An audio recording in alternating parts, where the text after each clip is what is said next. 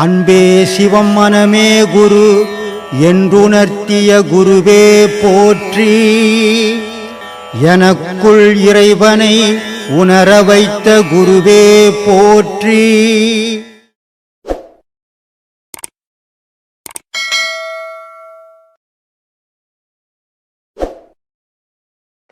இது உங்க பர்சனலா ஒரு क्वेश्चन. உங்களுக்கு எப்ப வந்து இந்த மாதிரி ஆன்மீக சிந்தனைகள்ல நாட்டம் வந்தது? நான் 6 வயசுல வந்தது.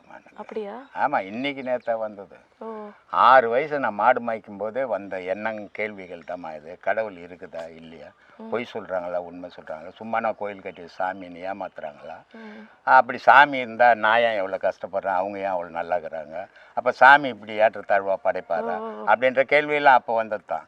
ஆனால் அன்னைக்கு கேள்வியாக இருந்தேன், இன்னைக்கு பதிலாக இருக்கிறேன், அவ்வளோதான் வித்தியாசம். எப்படி முடிவு பண்ணீங்க? ஏன்னா நீங்கள் வந்து ரயில்வேஸில் ஒர்க் பண்ணீங்க, ஃபுல்லாக உங்களோட சர்வீஸ் முடிச்சிங்க. என் ரயில்வே ஒர்க்கரோ என் குடும்பமோ எனக்கு முக்கியம் கிடையாது. அதெல்லாம் போகிற பாதையில் பார்க்குற மாதிரி தான். ஆனால் எனக்கு முழுக்க ஆன்மீகம் தான், எனக்கு தெய்வம் தான் முக்கியம். Very good. அதுதான் முதலிடம். அதுக்கப்புறம் தான் குடும்பம், குழந்தை, குட்டி, வேலை எல்லாமே. வேலைக்கு 2 மாதம் எனக்கு வேலைக்கு போகணுமா போகலையான்னு தெரியாது.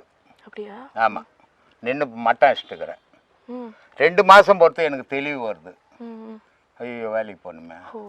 அப்போ 2 மாதம் பொறுத்து போனால் வேலைக்கு சேர்க்க மாட்டான். சரி என்ன பண்ணுறது, 60 நாள் போல் ரெட்டில்ஸுக்கு போய் ஒரு மென்டல் சர்டிஃபிகேட் வாங்கிட்டு வந்து கொடுத்து நான் மென்டலாக இருந்தேன், எனக்கு தெரியாதுன்ட்டு வேலைக்கு போனேன். இது மாதிரி பல முறை நான் வேலைக்கு போகாதால நான் ரிட்டையர்ட் ஆகும்போது எனக்கு லீவே கிடையாது, சம்பளம் குறைஞ்சி போச்சு.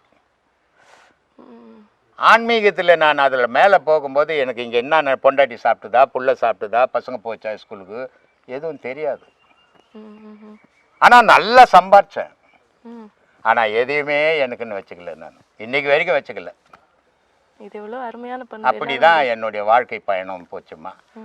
அந்த பயணத்தில் தான் இந்த மாதிரி சரி மக்களுக்கு எதை எடுத்தாலும் கடவுள் மேலேயே குறை சொல்கிறாங்க, கடவுளுக்கு இதுக்கு சம்மந்தமே இல்லை.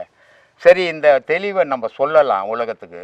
சொல்லும்போது எல்லாரும் கேட்கலனாலும் ஒரு 4 பேர் கேட்க மாட்டானா, அந்த 4 பேர் 8 பேருக்கு சொல்ல மாட்டானா அப்படின்னு தாம்மா இந்த ஆசிரமம் அமைச்சு உபதேசங்கள் கொடுத்து, முதல்ல நீ பயத்திலேருந்து வெளியே வா, அதுக்கப்புறம் நீ தெளிவடைவ அப்படின்னு தான் இந்த உபதேசங்கள்லாம் கொடுத்து இப்படி எல்லாம். சுவாமி, இப்போ வந்து உங்களுக்கு மில்லியன் கணக்கில் ஃபாலோவர்ஸ் இருக்காங்க. ஏன்னா பார்த்தா தெரியுது உங்களோட கருத்து வந்து மூளை முடுக்கு வரைக்கும் போய் ரீச் ஆகுது. ஆனால் ஆரம்ப காலத்தில் இப்படி நீங்கள் கருத்துக்கள் சொல்கிறப்ப எந்த மாதிரியான பிரச்சனைகளையோ அவமானங்களையோ நீங்கள் வந்து ஃபேஸ் பண்ணீங்க? ஏன் நான் ஒரு அவமானத்தையும் சந்திக்கலம்மா. ஏன்னா எனக்கு இதனால் எந்த அவமானத்துலேயும் நான் போய் ஈடுபடலை. நான் நினச்சி நான் வீட்டில் உபதேசம் கொடுத்துருந்தேன். அங்கே வந்து கோட்டஸ் அது மேலே ஒரு 10 பேருக்கு மேலே நிற்க முடியாது. அப்போ யோசித்தேன், நமக்கு ஒரு இடம் தனியாக வேணும் ஆசிரமத்துக்கு. அப்போ தான் நம்ம அதை உபதேசம் கொடுக்க முடியும், சீடர்கள் சந்திக்க முடியும். அவங்க குளிக்கோ கொள்ள வெளியூர்லேருந்து வராங்க, குளிக்கோ கொள்ள வீட்டில் போய் விட முடியுமா.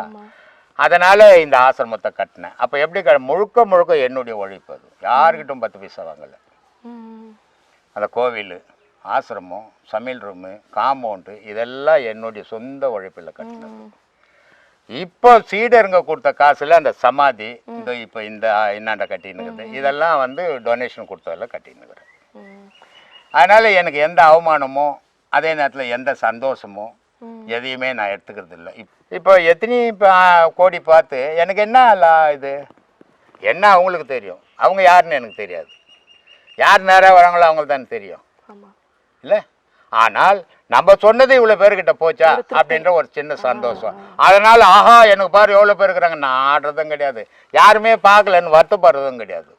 ஏன்னா நான் எதுக்கு வருத்தப்படணும், சொல்கிற உண்மையை நீ எடுத்துக்கலாம் போ, எனக்கு என்ன நஷ்டம் லாபம், அப்படி போடுவேன் நான். அதனால் எந்த அவமானத்துக்கும் நான் ஈடுபடலம்மா. சரி சுவாமி, இப்போ ஏதாவது கேள்விகள் கேட்குறப்போ நீங்கள் எவ்வளோ பெரிய பாடலாக இருந்தாலும் அதை சொல்லி நீங்கள் விளக்கம் சொல்லுவீங்க, அது ரொம்ப சிறப்பு. ஏன்னா நீங்கள் உங்கள் வயசையும் சேர்த்து சொல்லுவீங்க. 74 வயசில் வந்து இவ்வளோ பாடலை வந்து ஞாபகம் வச்சுக்கிறதுங்கிறது சாதாரண விஷயம் இல்லை.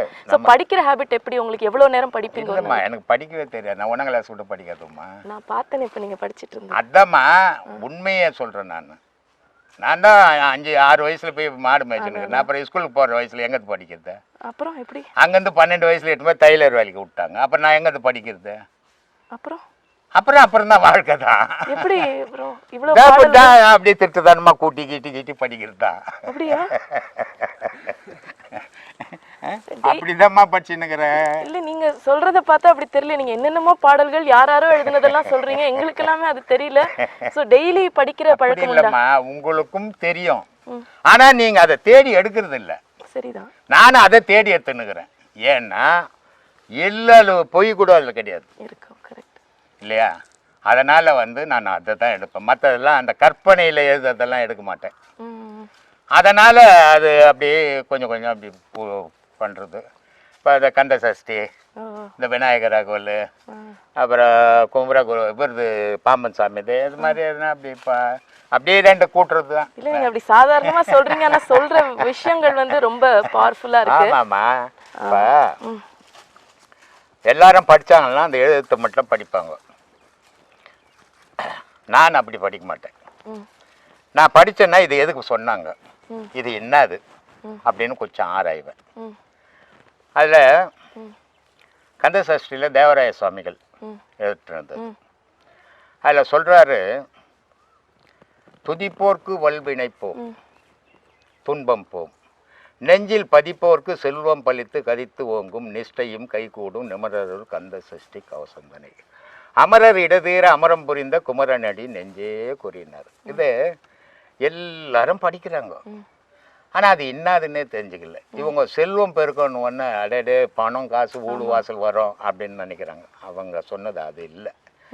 உன்னுடைய உடல் செல்வம் அறிவு செல்வம் பெருகும். இதை படிச்சீங்கன்னா ஒரு மாதிரி நிஷ்டை தூக்கம் வரும். இந்த தூக்கத்திலேயே படி. ஏன்னா அது அவரே சொல்லுவார், பாலன் தேவராயன் பகர்ந்ததை காலையில் மாலையில் கருத்து ஒரு நாளைக்கு 36 வாட்டி படிக்கணுன்றது. 36 வாட்டி ஒரு பாடல் 15 நிமிஷம் நல்லா படிக்க தெரிஞ்சவங்களுக்கு. 36 15 எவ்வளோ ஆச்சா? அவன் படித்தா நான் உடம்பு எப்படி நெருப்பு மாதிரி ஆகிடும் இல்லையா? அவன் சொன்னான்னா அது பழிச்சிடும்.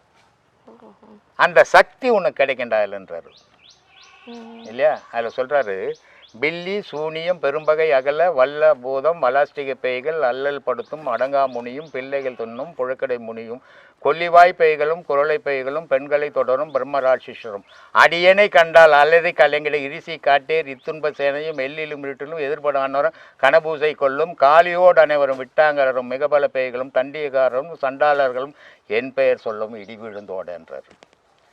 இல்லை அப்படிதான் சொன்னார். அப்படிதான் நம்ம சொல்றாரு. அப்போ அந்த அளவுக்கு அந்த சக்தியை அவங்க உருவாக்குறாங்க படிச்சு. ஆனா அதை இவங்க புரிஞ்சுக்கிறது கிடையாது. ஏதோ பாட்டு மாதிரி படிக்கிறாங்க, அது என்னன்னு சொல்ல.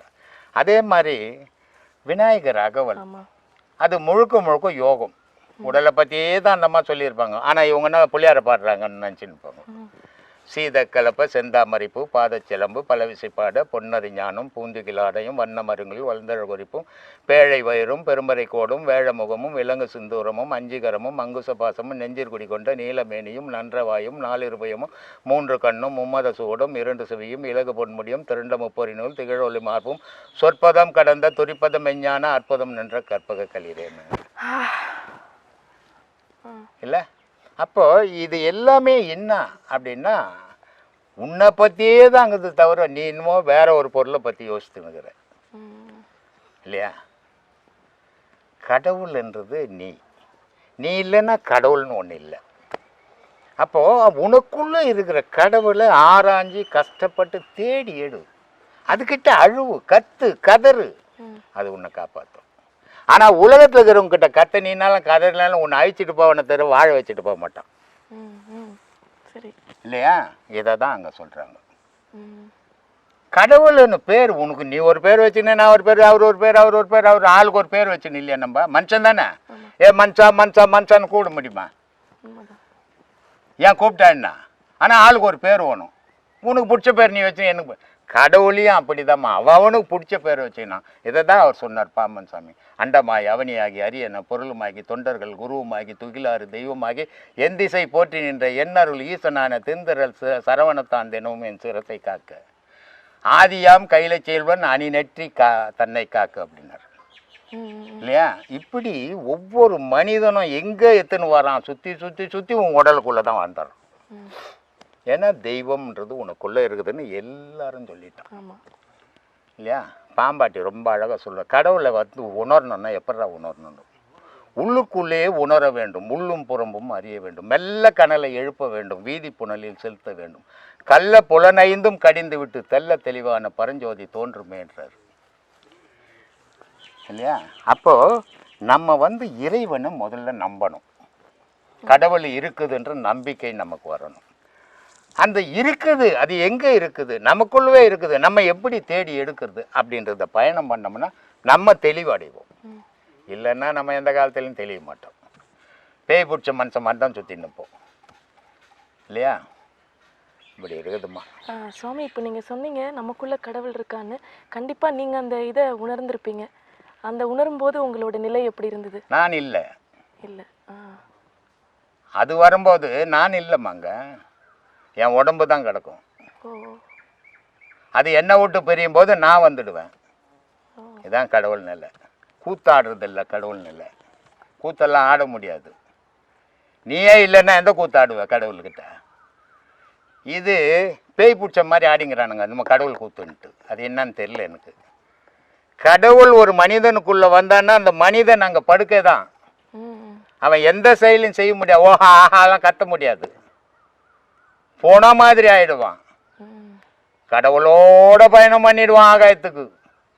திருப்பி அது வந்து இதில் சேரும்போது கடவுள் பிரிஞ்சிடுவான், மனுஷன் ஆயிடுவான். இவன் ஒரு அருமையான நிலை இது. அப்புறம் நம்ம ஐயா கூட மண்டல பூஜை பண்ணாங்க. ஐயாவுக்கு மண்டல பூஜை பண்ணாங்க 48 நாள். ஆமாம்.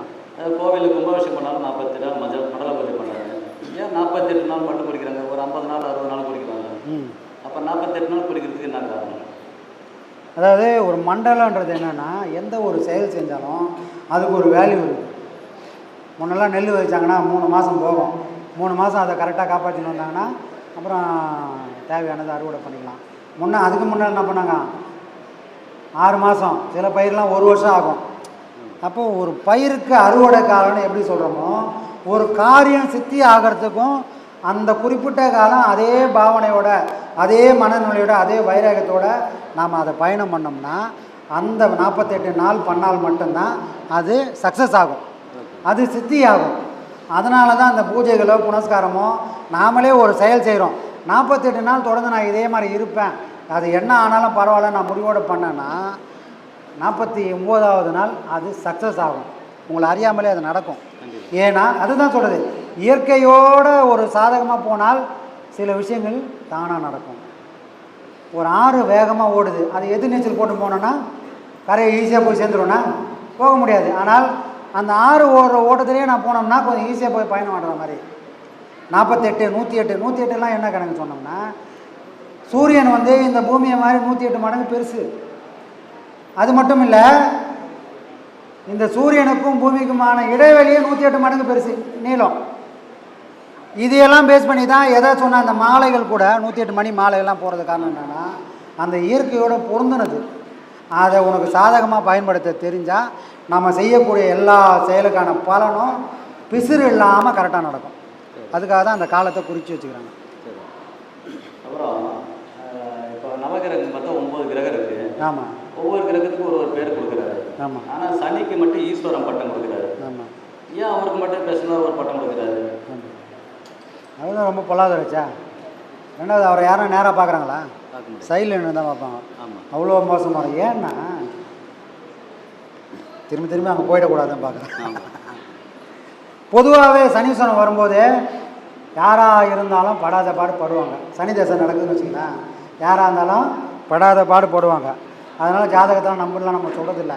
என்ன நடக்குது அப்படின்னா, சனின்றவன் உன்னோட வாழ்க்கையில் நீ செஞ்ச எல்லா செயலுக்கும் கூலி தருவன். அவன் ஒரு முதலாளி. நான் நிறைய விஷயம் பண்ணிட்டேங்க, என்னை யாரும் பார்க்கலங்க அப்படின்லாம் சொல்கிறதுக்கு ஒருத்தன் இல்லை. அதை கொடுக்குறதுதான் ஒருத்தன் வருவான். அப்போ எப்போ வருவான் சாமி? ஒரு மனுஷனுக்கும் அவனோட ஆயுள் காலத்தில் ஒருத்தன் 100 வயசு வாரான்னு வச்சுங்களேன், அவங்க வாழ்க்கையில் 3 முறை வருவாங்க. 30 வருஷத்துக்கு ஒரு வாட்டியே அந்த சர்க்கிள் மாறிக்கினே வரும்.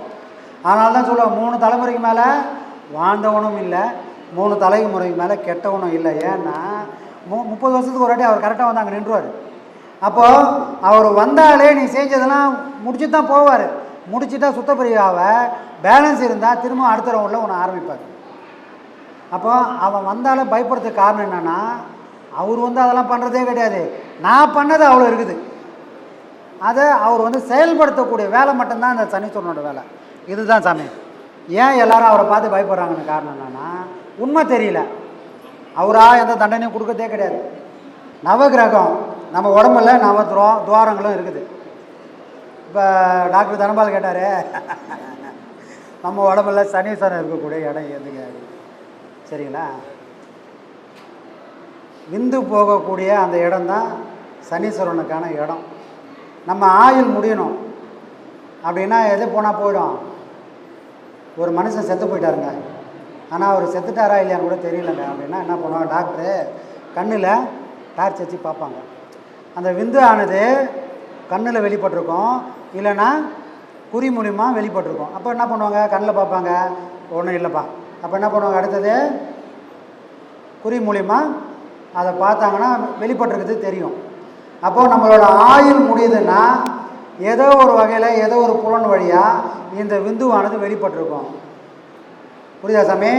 அப்போ சனீஸ்வரனுக்கான இடம் இந்த காமம் போகக்கூடிய அந்த இடம் தான். ஏன்னா நம்ம ஆயுளும் விரயமாகிறது அங்கே தான்.